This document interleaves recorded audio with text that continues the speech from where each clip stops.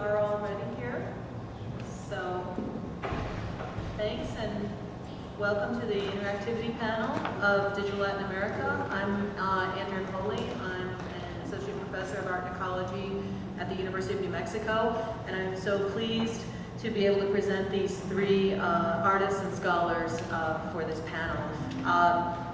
You know, as we all know, interactive art in Latin America has been incredibly influential and innovative for a long time. But I think we're really fortunate to be able to hear some artists talking about what's been happening in you know, some of the more contemporary developments in interactivity. And you will hear from three artists who are coming from very radically different backgrounds that are doing some incredibly interesting things and some beautiful works that you'll see at the exhibition tonight. So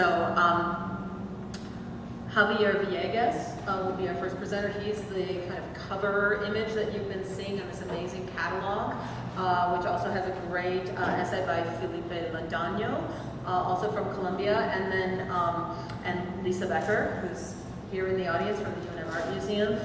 We have Jessica Angel who's going to be presenting. She's got her work here on the center, and she's worked with some of our students at the University of New Mexico over the past week or so.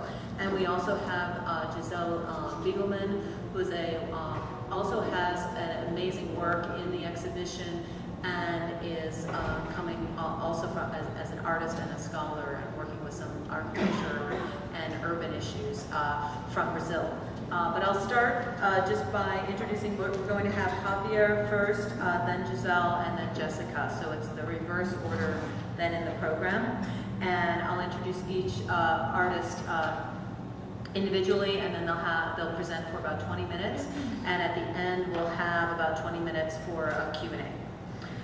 So Javier Villegas is originally from Colombia.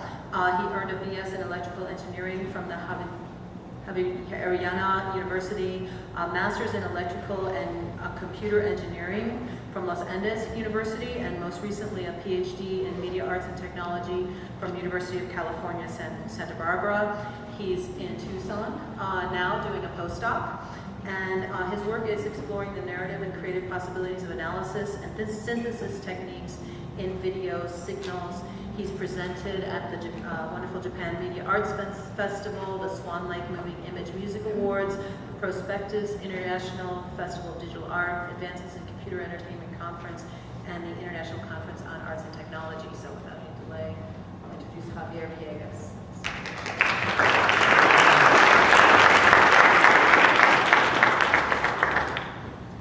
Thank you for the invitation.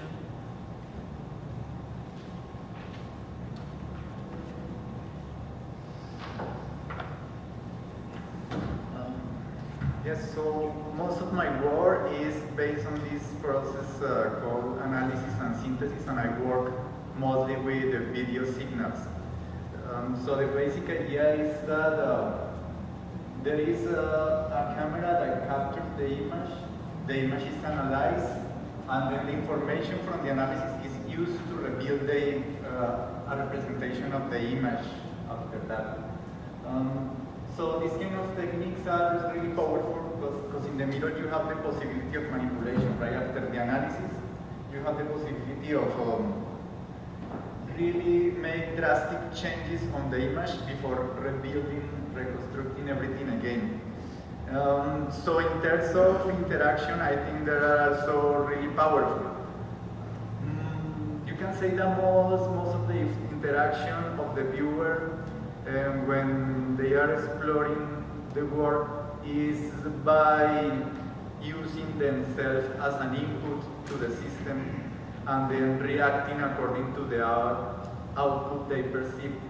So in most of my work, that is always present, and there is some kind of interaction in the recreation of the output image, since sometimes the output can only be suggested, and it's the role of the viewer to actually decide for what is happening.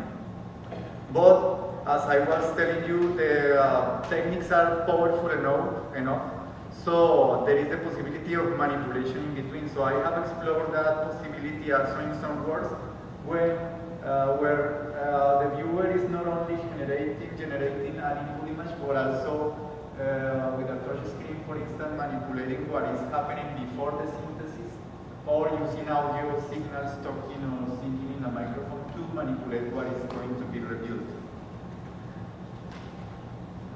So I'm mostly working, I will say, in two categories of this, or using these techniques of analysis and synthesis to two different lines of work, I will say. So creating abstract mirrors or exploring what is the concept of cross-synthesis or double images in videos, in moving sequences.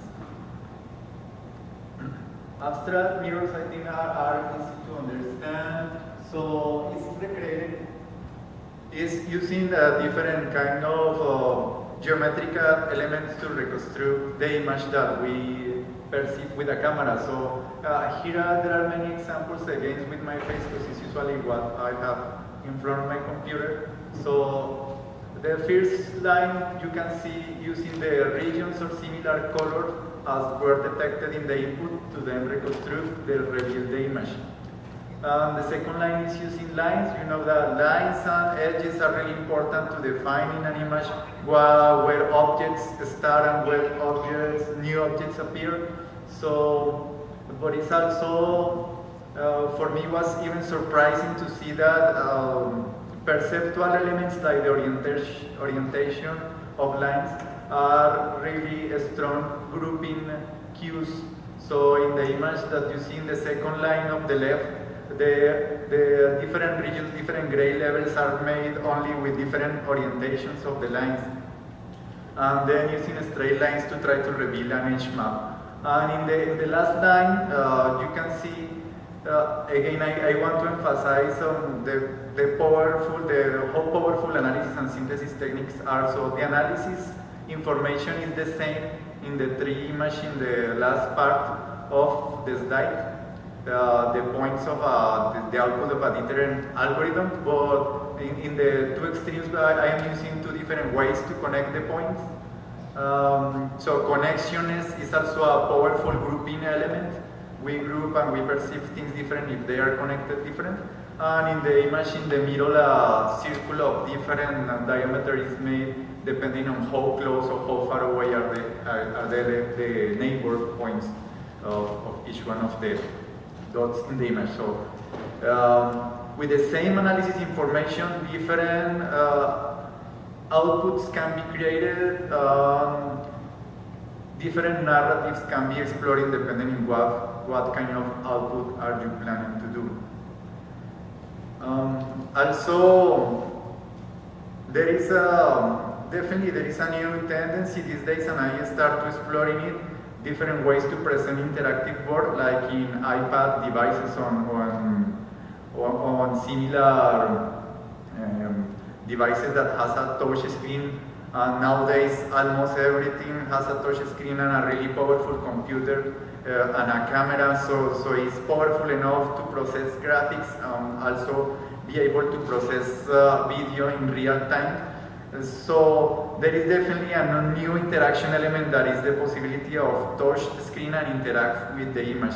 So I am using these abstract mirrors. I think there are good opportunities of using them in creating, for instance, an iPad application. I am presenting some of these iPad applications in the Currents festival in 1 week from now. But also another way is to interact different, different to perceiving and generating the input with your own image is, for instance, using audio. So the image in the right, the synthesis element, the element that build the image, are the waveforms of the audio. So in the interactive installation, at that time it was called Slave of Your Words, and the idea was that the image, the output will be totally invisible until you speak in a microphone. So in some way representing that you are what you say, or that you are invisible if you don't speak out your mind. So the output of the image was created using the waveform. It was another way to interact. Of course, there are there can be many other different ways to use biological signals or signals that you can generate or input and output devices to manipulate the elements of the analysis before recreating them in a synthesis. So I have used those two. Something in the abstract mirrors that really interests me is that the interaction is not only instantaneous, right? The way to interact with this kind of work is kind of a process of discovering. So you have to move to see how the algorithm behaves, to discover what is the process doing behind the screen.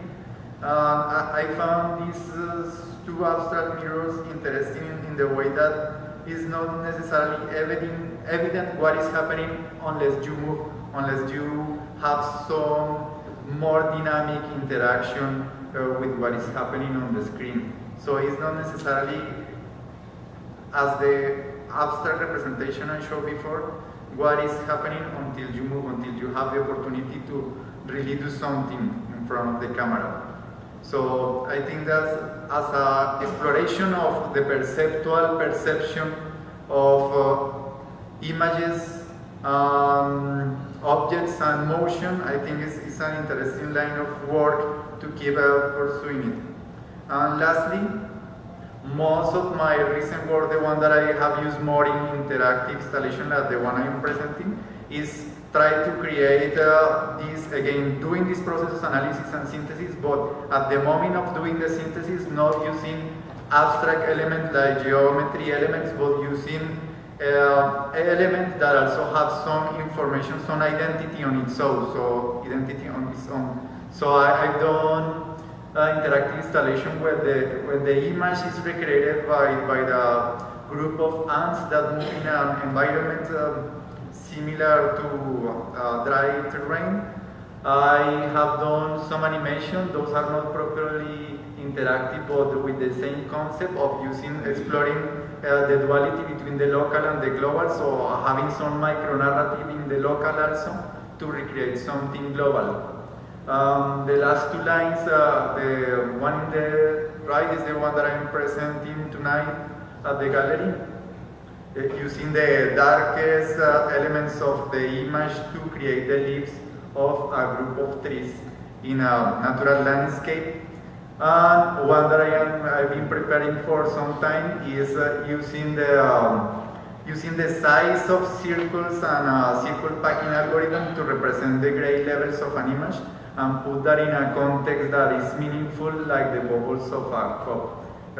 The idea is that it has to be a cup of coffee, but in this case it's a temporal test with a cup of milk.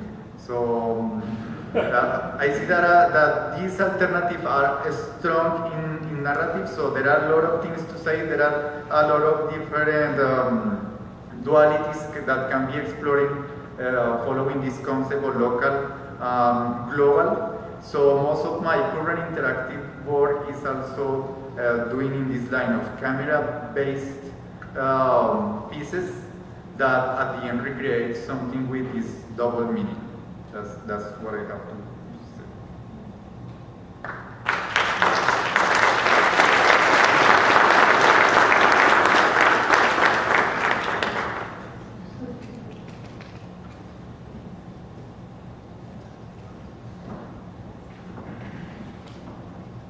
We're going to go to the next speaker and then do a Q&A discussion at the end. Next speaker is Giselle Begelman, new media artist, curator, and researcher from Brazil, who teaches art history and design at the Architectural and Urbanism faculty at the University of São Paulo.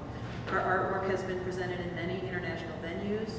She was the curator of Nokia Trends in 2007 and 2008, of the Brazilian participation in ICO Ruhr in Germany in 2009, the artistic director of Sergio Mota Institute from 2008 to 2010, and professor at the graduate program in communication and semiotics at the PUCSP in São Paulo from 2001 to 2011. She's the author of Linksay, Arts and Media, Politics and Cyberculture, among many others.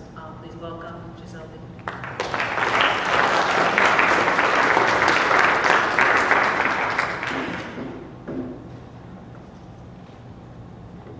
afternoon, and thank you for coming. I would like to thank personally to Teresa Buscemi and all the Digital Latin American team for the support and for inviting me. In what concerns to my talk here today, I must clarify I will not talk about the piece that it is on at the gallery at the exhibition because you are supposed to go there. So I think there's no sense to talk about this now. And also I must clarify that I will not discuss actually interaction, but I will talk more about engagement, activation, agency, participation, and so my question is what could make the bridge between people, technology, and networks? And one of possible answers to this question would be probably the ability to think about our life in the cities according to new parameters. For example, the idea of the copyleft cities that could be appropriated and shared among its inhabitants. Or in another way, it would be a form of taking seriously the hypothesis of an open source urbanism that could be solved as decision making made by thousands of individuals in bottom-up models, as has been happening in cities around the world, like Cairo in Egypt, or in New York some years ago, or in São Paulo, Rio de Janeiro, and all Brazilian cities from 1 year to now. This kind of movement of people fighting for the right to housing, urban mobility, basic rights, and this 99% movement that it's all around the world. It's something that I would call this open source urbanism, going to out beyond the screen or beyond the wall. It means that it goes to some new strategies that would migrate from contract to contact, or from contact to really contagious practices, or in a word, and this explains what I'm not so interested in talking about interaction, but more about engagement and participation, about this movement of migration from art to distributed aesthetics. This puts some practices that are viral. They are practices and strategies of appropriation, infiltration, and micropolitics above all, things that are pointing to ways of occupying the media.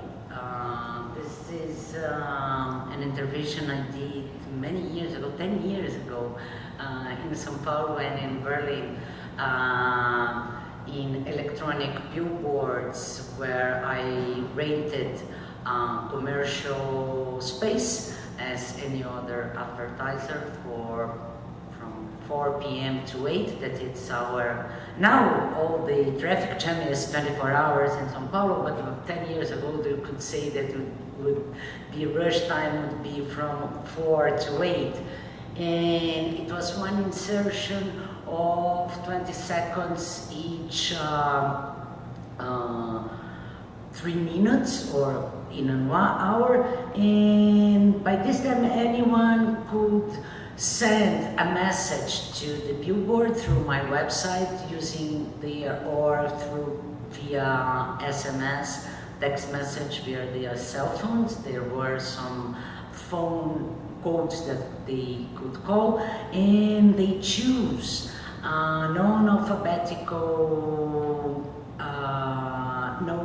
non-phonetic alphabet, system phones and like those, and to write messages. And the messages were posted on the web simultaneously, and the captions were the real message in the real language in which it was written. And along 1 month, there was really a very interesting movement of communication, a kind of a proto-social network where people communicate, and they were really protected by the way the messages appeared in the electronic billboards. And it was very important because by this time São Paulo was totally, as many other Latin American cities, completely taken by the advertising structure. So they played kind of role of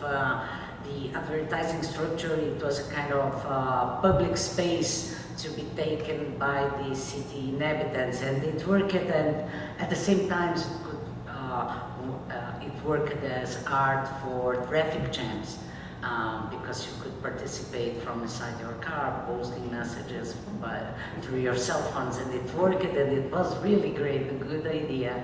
And different other forms of occupation, the media has been explored. I think the Adbusters is always the classic example in this field. What do you mean by occupy media? This was one of the most famous actions they did. It was by the time of the, we all get information about the Abu Ghraib tortures that was simultaneously to the launch of the iPod by the Apple, and so they distributed this kind of advertising, or like the Spanish artist that actually he lives here in the United States, Anthony Montadas. He's well known, performing substitution, he inserts kind of monumental panels in urban disasters all over the world, giving the date of birth, who was the president or the major responsible for this. Usually this is used all over the world to talk about, to magnify some historical events, in spite of the fact that they are important or not. But when we talk about urban disasters, nobody knows who is responsible, because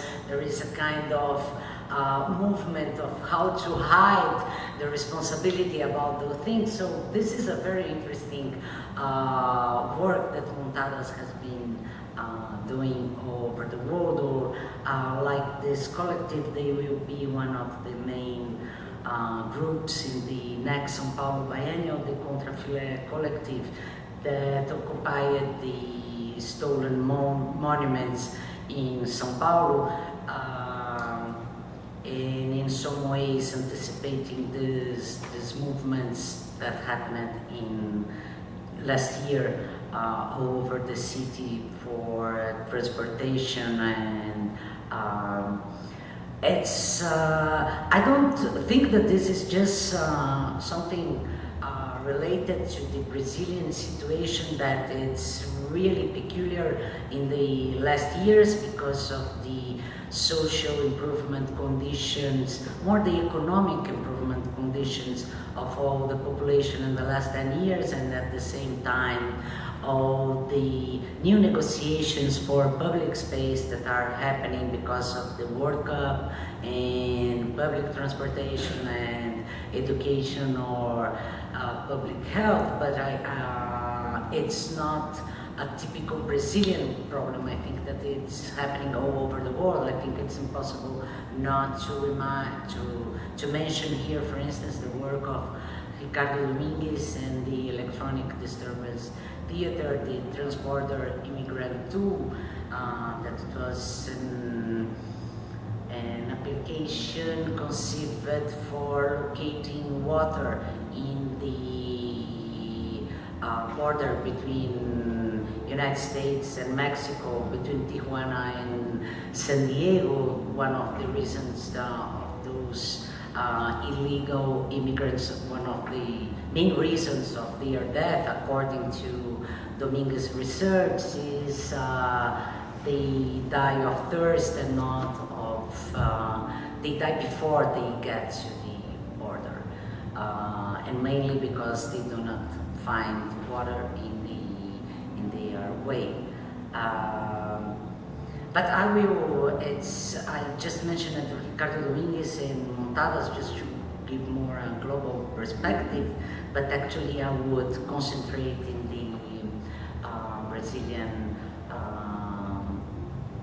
the Brazilian context in order to discuss this statement about that we are moving from interaction to participation, and how to understand this migration from art to distributed aesthetics. Last year I created a huge event that it is our Nuit Blanche, that is the Virada Cultural, that is 24 hours of cultural action free all over the city, and I was responsible for the visual arts part of the event. And in this curatorial work, some very interesting works dealing between the real and the virtual, or the digital, or the post-digital urban condition happened. One of the most interesting, maybe it was this of the Conjunto Vazio means empty set. And this group, the Urban Lab, they have a website where you can sign, where you find empty buildings in the city. It begins in São Paulo, and now it's taking all the big cities in Brazil. And Conjunto Vazio means empty set, and they use this night to sign all buildings in downtown São Paulo that are totally empty and could be used for new politics of places for people to live and stay. Is one of the most relevant problems, I think, all over Latin America and growing all over the world. It is really the homeless problem. So, and our housing politics is really bad, and the amount of empty space available in the city is really awesome. And so this is one of the works that I would show as an example of this movement of migration from participation to from interaction to participation, or using digital technologies as really social technologies and not just as social media, or doing very simple actions that just take and occupy and can resignify or give new meanings to the urban space, like this other group, Basurama. Their slogan is, "The city is a place to be played," and so play the city. And they install those toys all over under the viaducts, and it's amazing the way it captures the audience and how powerful, simple, and very easy to do it is. So this is another point of view from this migration from interaction to participation, or from how let's not talk about art anymore, and let's talk about really taking the city in an aesthetic way. I think one of the most, Pablo Elguera opened his talk with a statement very well known by Elio Tisica: seja marginal, seja herói, be an outsider, be an hero. But I think that from those artists from the 60s, my favorite was Glauber Rocha, that it was movie director, very important, and he has a statement that I like very much, that is, revolution is an aesthetic. Revolução é uma estética. And when I see an image like this one, that is from June 30, this is from last year, 1 year, that all the manifestations began in Brazil, and this was the taking of our National Congress in Brasilia. That you know that Brasilia is totally outside of the main area of the countries. And this is a kind of nowhere man land. And this image, that it's so powerful and so aesthetic, that if I would say this was a performance, everybody would believe. And it is not. This is the migration from art to distributed aesthetic, or this idea from the how to take the city, how to think about new practices of and new uses of technology, being think as not just social media, but actually as social technologies that are changing the way we use the space, the way we think about art, and the way we are building our present and our future. In some way, in sum, I'm finishing. I think that this idea of copyleft cities and open source urbanism is a way of it demands to rethink networks in the field of agency, deviation, and distributed intelligence and aesthetic, relearning to read history through the collective hashtags narrative that are appearing everywhere. I've been repeating where that contemporary history will be written with hashtags and not with texts anymore. And these lead us to repropose some traditional issues and questions like, what does this do, or how do I do in order to do this or that, for new questions, that what does it do for me and in my otherness, or to replace the idea of to be empowered by users by the idea of the ability to empower the other. Thank you very much.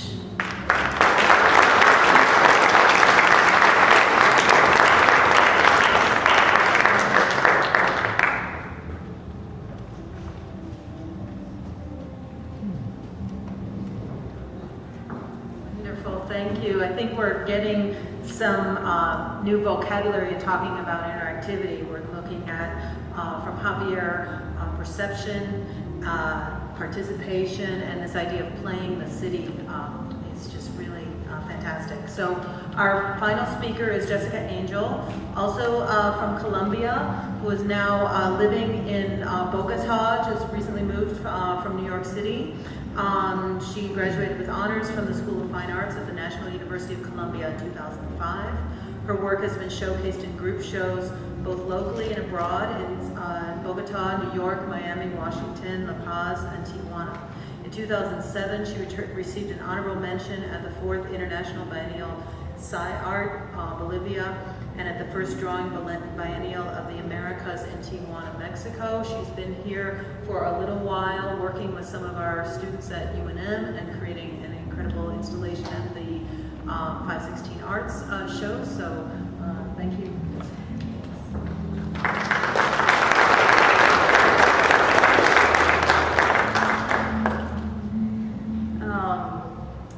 Again, thank you all for being here. Thanks to 516 Arts for this amazing invitation, the Albuquerque Museum, the UNM, and thanks again for the ones who came to see me my last talk, and I see the faces again, so thanks for showing up again.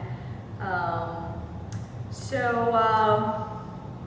was invited here to talk about interaction and how, when I make my work, I think about interactivity and how I think about the viewer when I produce my work.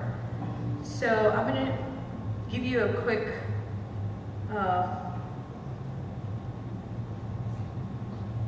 show you these slides of my work and how I came to do it the way I'm doing it now. So I come from a painting and drawing background, and I'm doing work that I wouldn't say it's interactive in the sense or the term that it's being used in technology. I find interaction to be more of an everyday action. It's interactive, it's something that we do every day. It requires more than two parties and a little bit of acting, and then there's interaction. So that's the way I'm kind of guiding my talk, or the point of view that I'm giving here. So I'm showing this first image, and it's sort of the hinge between my painting background and the actual work that I'm doing now that involves spaces and bodies that interact within the space just by being present there. This is a series of paintings I called ASCII paintings, and I made them because I was at that time researching about how information builds the reality that we see and we live. So information nowadays is certainly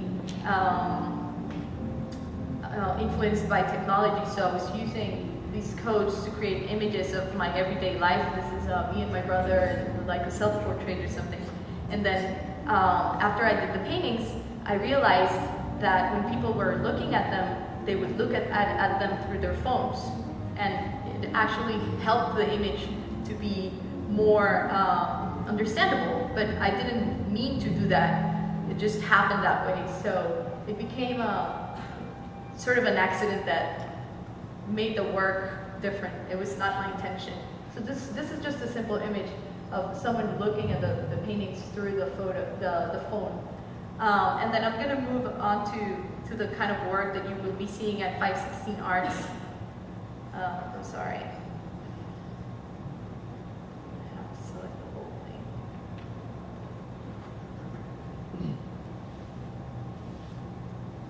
There we go.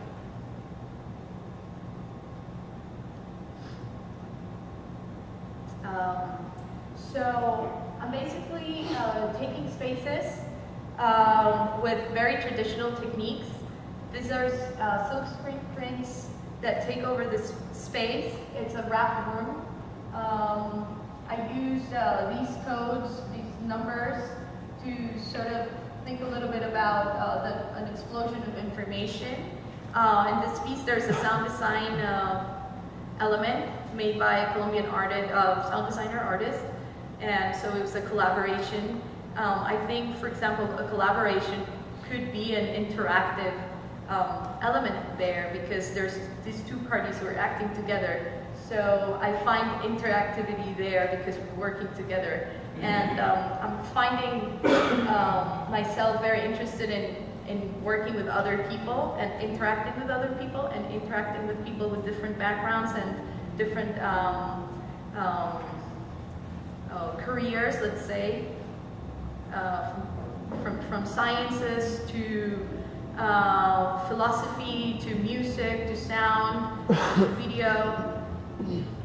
This is another mural. The second one I did this was in Brooklyn. This was my first project I did when I moved to New York.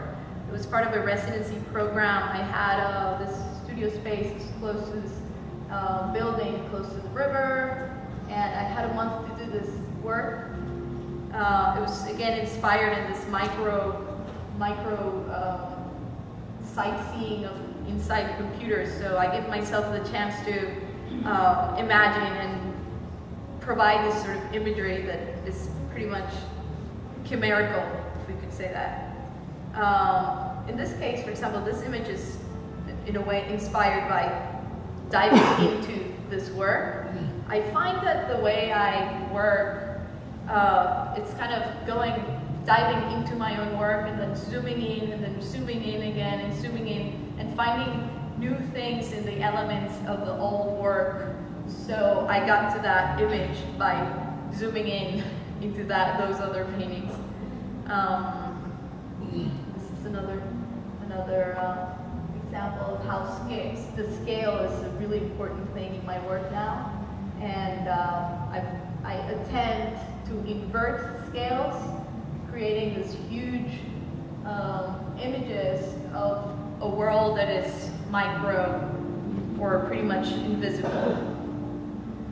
So I've been doing a lot of mural works, and in a way I'm trying to get the work out on the streets and make it somehow public in the sense of public art, but I'm mostly working with commissions, and it's not that I go out on the streets graffitiing or anything like that. I try to find channels of communication with organizations and funds to do these projects. This is in Brooklyn too. And I'm also doing my work, since it's the scale, when I hear Giselle talking about the city and how all the action that happens in the city and the social engagement that you can work with when you do large works, I think that is an interactive sort of position you can take if you want to see it that way. So I'm working with assistants, and I'm finding ways of communication with other people within my work. Sorry, here again. I'll close this.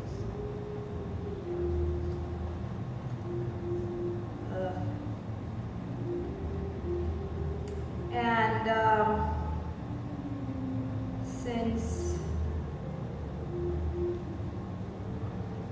since I started doing this project, this is, for example, at the Cooper Union School of Arts in New York.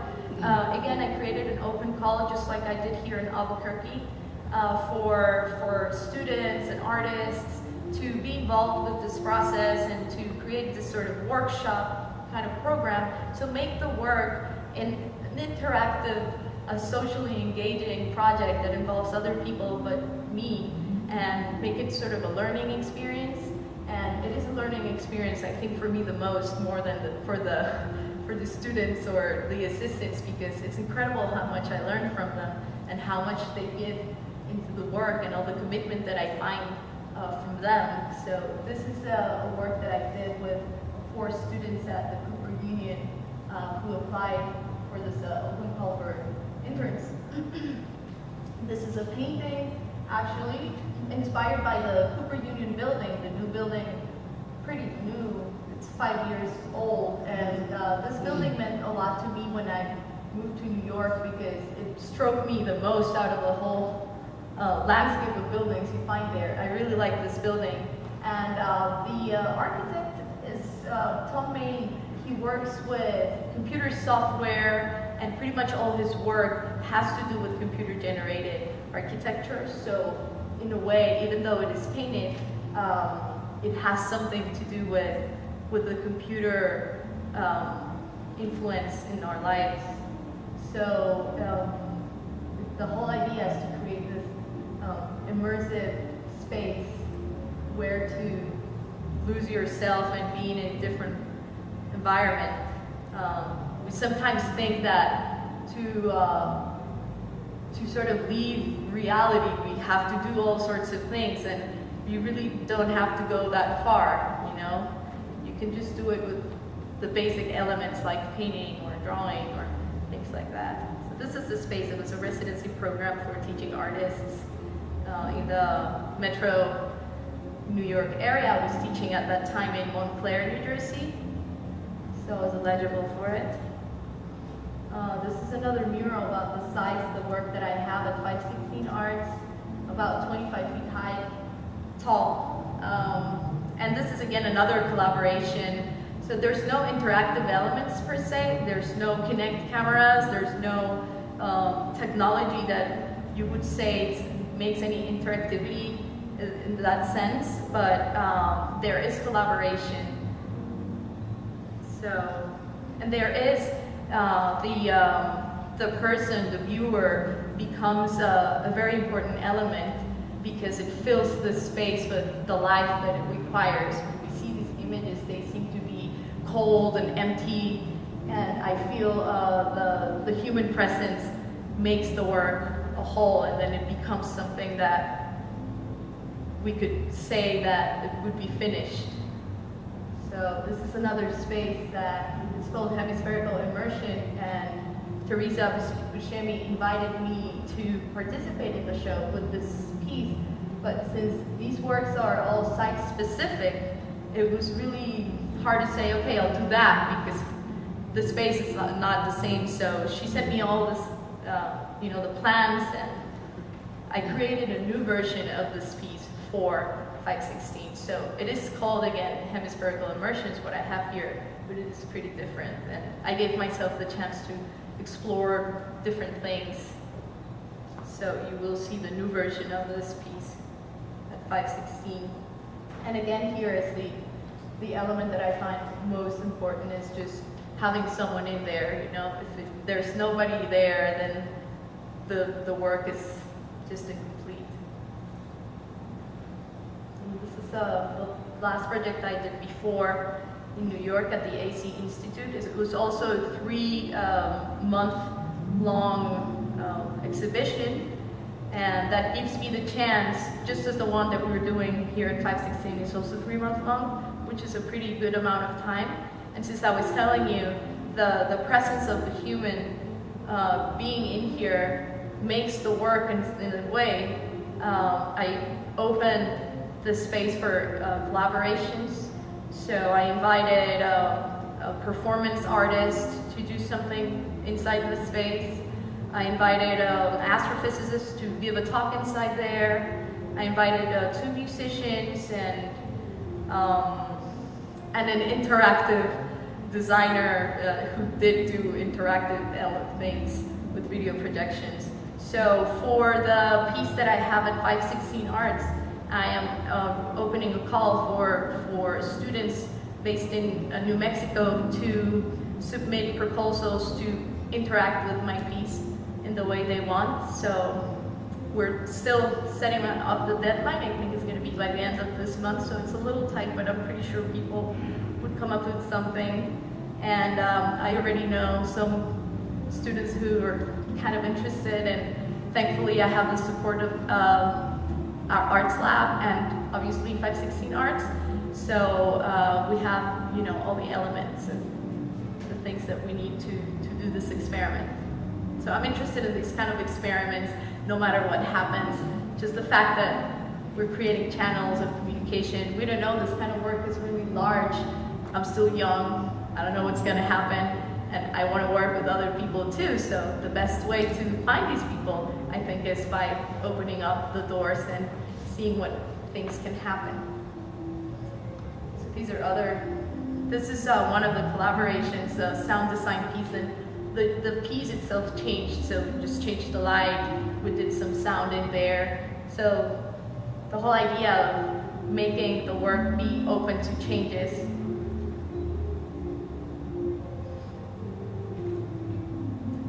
And that's pretty much it. You're invited tonight, and I hope you enjoy the exhibition tonight.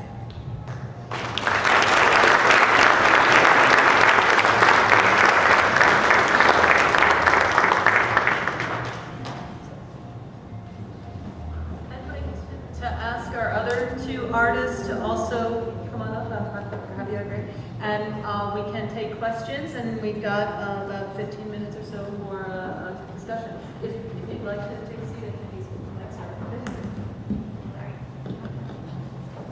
So does anyone have any questions for any of the panelists or all? Yes.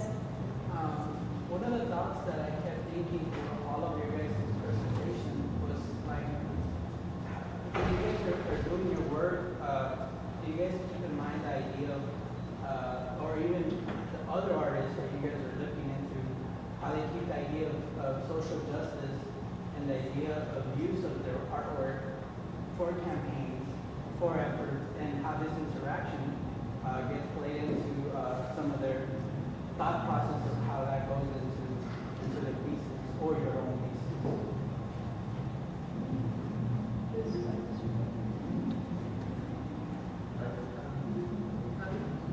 I've been thinking on that a lot lately. I think that the kind of work that I don't have possibilities for actually use it as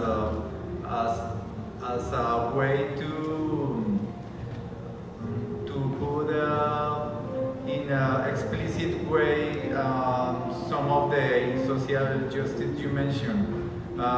So far, I haven't really done it that much, but it's something that is strongly in my mind. So I think that, yeah, definitely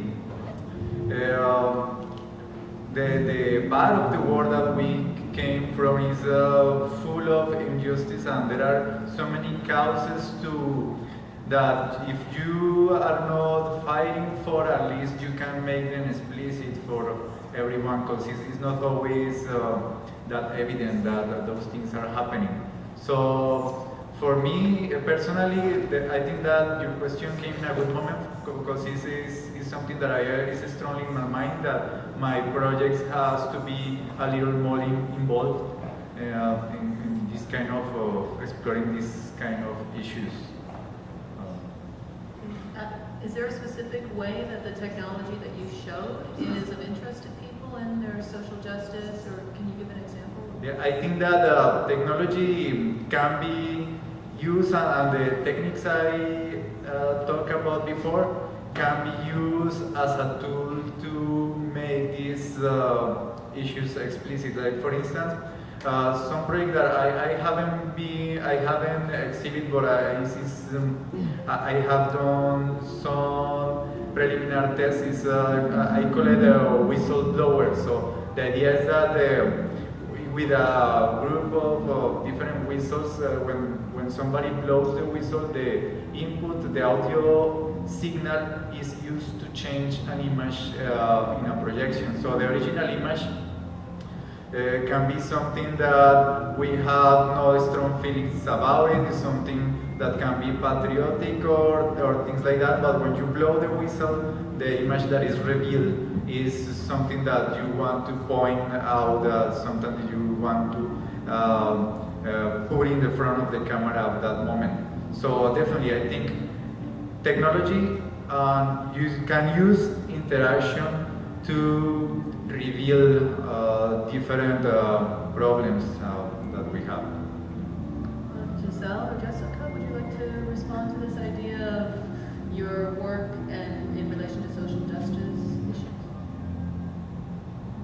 We didn't talk about social justice, perhaps because I come from a place that this simply doesn't exist.